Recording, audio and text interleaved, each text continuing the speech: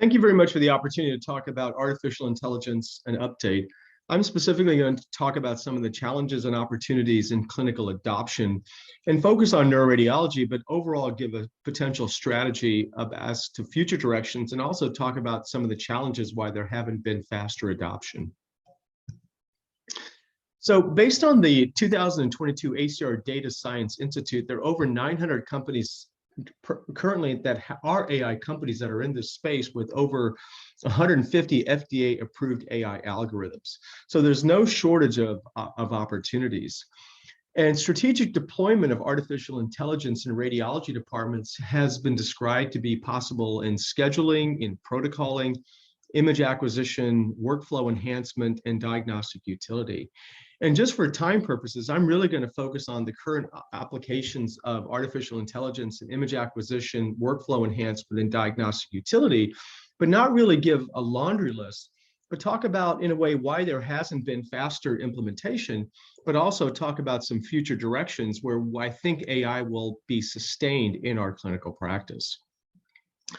So specifically when it comes to image processing, I sort of refer to this as upstream efficiencies. And there are various companies right now that are in this space. So these slides were given to me by Greg Zaharchuk. And one of the companies that are out there has the ability to reduce acquisition time using AI algorithms in MR with, in this case, FLAIR sequences by 56%, spine imaging by 62%, and PET by 75%. So these are individual sequence acquisitions, but you can also have a strategy in which you have one global acquisition of data, and then essentially you parse it up into the different sequences. So again, different strategies to try to improve upstream efficiencies, but the question you always have to ask for is who pays for this? So when you can do something for less time, this essentially increases your MR currency, but in order to really get a return on investment with this, you really have to make sure it's going to make a difference in your real value proposition. So yes, you can do things quicker, but is it really going to allow you to see more patients? So if you do something like this, you really need to align it with all of your operations to reduce your cycle time. The other opportunity is, can this extend your magnet life? And I know in the United States, the global fees have dropped dramatically. So there's more and more of a push to try to extend the magnet time for longer and longer. Now, the last thing too is the future directions. You know, some of these companies that have popped up, the 90 that I talked about, you know, is it possible that some of the products, especially in upstream efficiencies, are going to be present 5-10 years from now? Will they get bought up by a different company, or will the strategy be developed by the various vendors? So one of the companies that I work for took a really close look at this. We specifically look at the individual reductions in acquisition time, and we opted not to do it because we really weren't sure whether or not this would really increase, reduce our cycle time, and would we really see more patients. The next area are workflow enhancements. So typically when you are reading in radiology, you read from a list. And if you have a mid to small size radiology department, you have lots of radiologists and your lists to be read are pretty small, this may not be beneficial. But on the other hand, if you're a large company, you're a large national company, and you are reading urgent cases specifically from the emergency department, when you look at this list, oftentimes you don't know what's positive and what's negative. So part of that challenge for the emergency room is not only do they want things faster, but they want to make sure that anything that's abnormal is read faster. So some of these work list prioritization algorithms have the capability to look at some of these very urgent cases, flag them, if you will, i.e. identify that there's a high probability of an abnormality, and then move them to the top of the list, with the end result being is that you can reduce the amount of time that it takes to identify these acute cases. So this was an interesting strategy that has starting to gain some traction. It may not necessarily gain a lot of traction in smaller departments or academic departments. Some are obviously partnering with this. But what we have seen is a lot of the large national radiology organizations that have read from multiple states, have lots of radiologists. In this case, with Rad Partners that reads 35 million radiology exams a year, they have now partnered with AI Doc. And again, I have no financial interest in that company, but they can see the benefit from this. So if they have sites in 50 states with 35 million radiology exams and 2,400 radiologists, if there is a way to somehow triage those cases to the top of the list and therefore reduce the amount of time it takes to identify positive cases, there's clearly a benefit. And one of the companies that I work for, we also have a partnership with AI Doc, and this is some pretty granular data. So we're currently analyzing this data. This was for 1 month's data. So what we did is that we have the widgets that look for intracranial hemorrhage, pulmonary embolism, and also C-spine abnormalities. And what we did for a 1 month period, that we found an 8.4 seconds per case savings in patients that have intracranial hemorrhage. Pulmonary embolism, it's now 33.6% saving per study, and C-spine about 39 seconds. Now, you may look at this individually and say, well, that really doesn't make a lot of difference. But when you aggregate it over time, again, large departments that have large lists, overall for 1 month, there was a 114-minute improvement in routine positive cases for intracranial hemorrhage, 214 minutes for improvement in routine positive cases for pulmonary embolism, and about 361-minute improvement in routine positive cases for C-spine. And we're currently analyzing whether or not there was an improved detection, and it seems there was about a 13.2% improved detection for pulmonary embolism. So certainly if you're in a large organization with large work lists and that ER is pressing on you, there is clearly some benefit for these various strategies. Now, as radiologists, we have seen the most emphasis on diagnostic utility. And, I'm just going to show this. This is what a lot of AI has been based on. There's an abnormality that can be picked up by the algorithm. This is a small little subarachnoid hemorrhage. That is hard to see, but it was picked up on the AI algorithm. And when you do your ROC curve, these algorithms performed pretty well. In this case, the algorithm was somewhere between a second and third year resident at Mass General, pretty smart people up there. So it's obviously a pretty good algorithm. So you can kind of map this approach to basically any abnormality that you want to look at. But, part of the challenge is that if you have a closed ecosystem like an academic center or a company and you want to get 510K approval, your job is to make sure to demonstrate equivalency. But part of the challenge about widespread integration is that there hasn't been a lot of practical information as to the real world efficacy and performance of these algorithms. So this is a nice paper in the JACR in about 2021, where they did keywords for radiology and AI, and they found over 2,000 articles. And only 2% of these articles discuss the role of AI in clinical practice. And another complicating factor is that in order to get that 510K approval because of this tailwind pushing AI, the FDA allowed pretty small data set validations. So as a result, this article suggests that the majority of what's out there regarding AI in radiology is really more opinions versus real implementation results. And to add to that, there are numerous articles last year that really said there were some real challenges when it came to just machine learning performing in general in healthcare. So this paper that was published in 2021 quotes that machine learning for health compared poorly to other areas regarding reproducibility. And this was an article that was, again, published in 2021 regarding common pitfalls for machine learning in COVID, saying that their review finds that none of the models identify are of potential clinical use due to methodological flaws and or underlying biases. So therefore, given the urgency with these validated COVID-19 models are needed, there's still major weaknesses.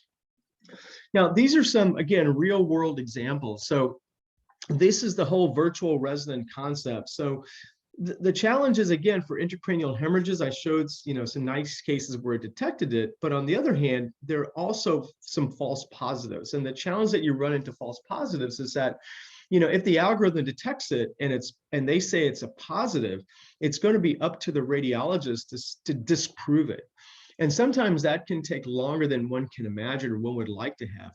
And also in those instances, unfortunately, where the algorithm is right and the radiologist is wrong, no one's going to sue the software algorithm. It still puts the radiologies at risk.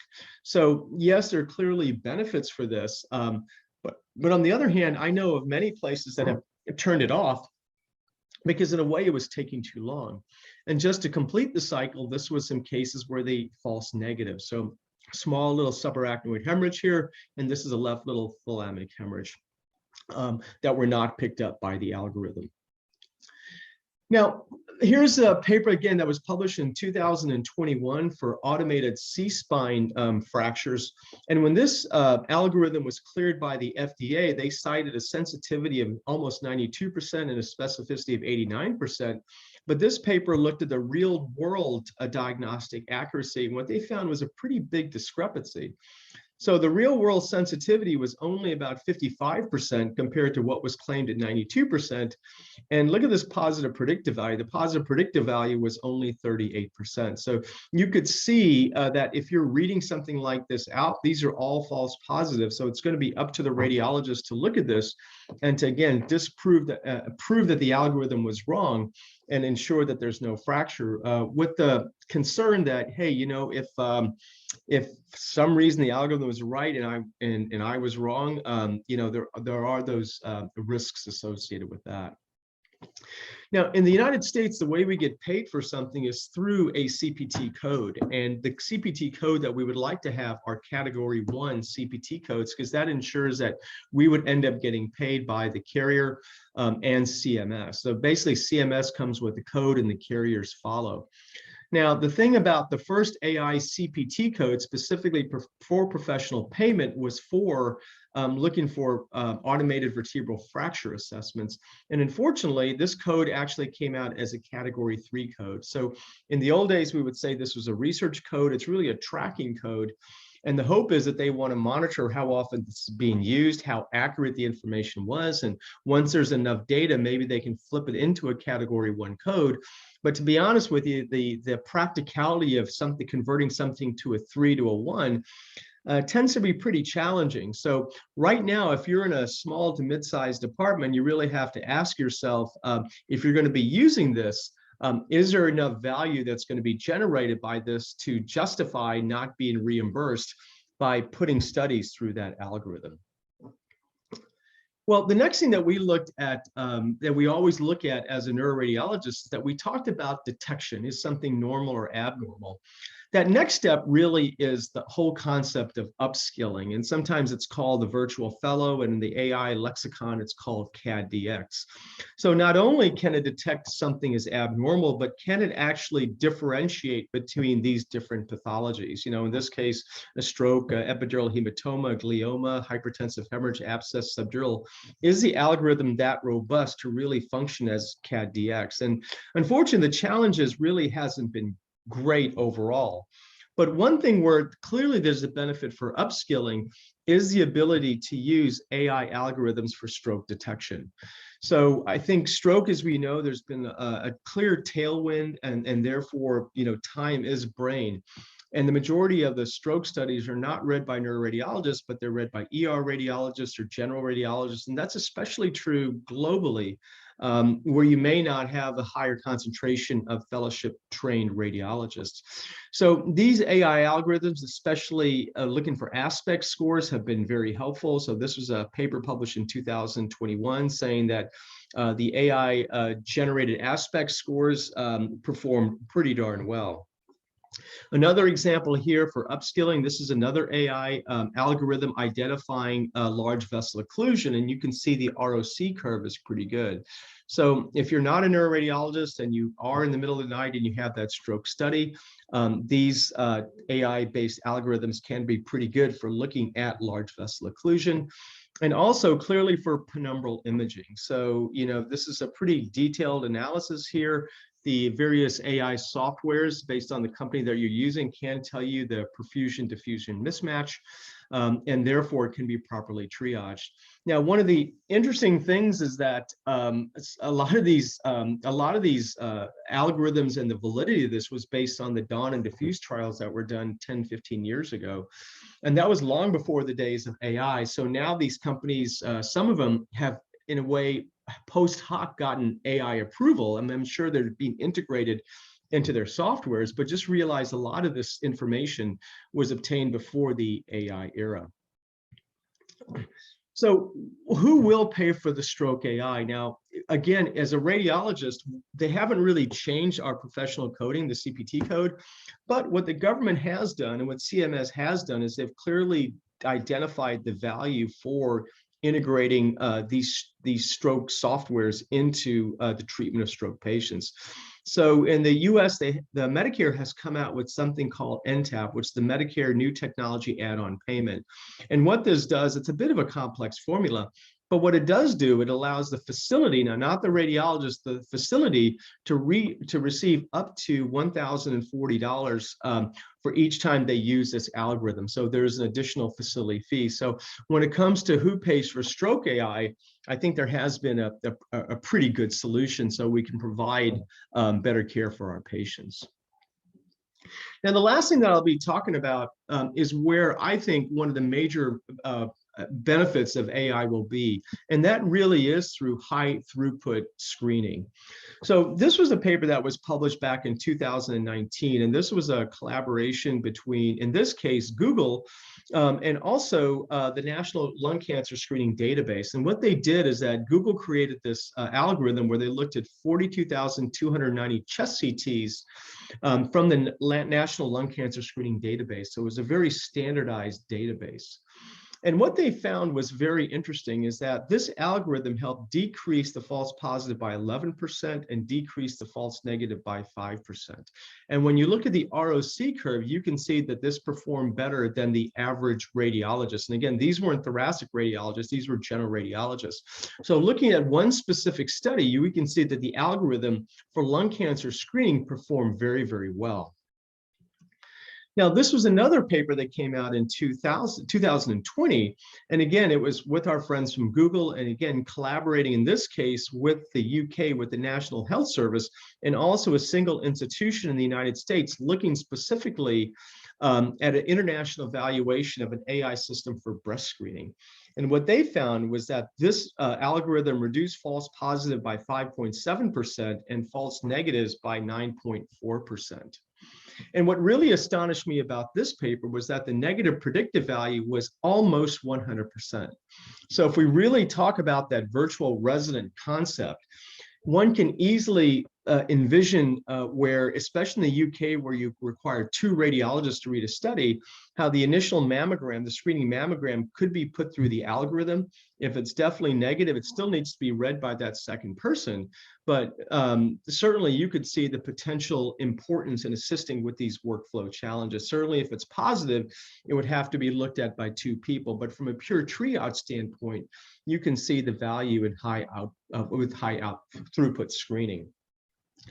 And then, interesting enough, what's happened is that this is a large company, RadNet. Now, RadNet does about 8 million exams a year. They have 8,500 employees and 350 outpatient centers. And over the last 2 years, they have invested over $100 million in population health screening, CAD-E. And in 2020, this company purchased Deep Health, which was mammography screening. In 2022, they recently purchased AI-Dense, which was for lung cancer screening, and QuantNib, which was prostate screening and dementia. Now, what was interesting about this is that these are all areas of population health for high output screening. And because these companies are now part of RadNet, they don't have to go through FDA approval. They can now integrate this into their own in-house software applications. So this large investment purely in AI-based population health screening, I think is a very interesting approach, and for me kind of passes the sniff test about the real value for AI. Because as providers, what we really want is to increase our quality, decrease our cost, and enhance our revenue, and eventually increase our efficiency. And eventually we want to increase the value. from a corporation standpoint, they want products that add value and they want to increase our efficiency, but realize the whole basis of a corporation is to maximize shareholder value.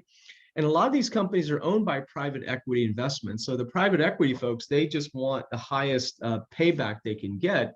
So anytime you are dealing with a corporation, you have to really look at the exit strategy. So that's why it's not surprising that we're starting to see a big discrepancy in what was initially conveyed about certain AI products. And then once it gets out to the real world, it really hasn't performed as well as we think.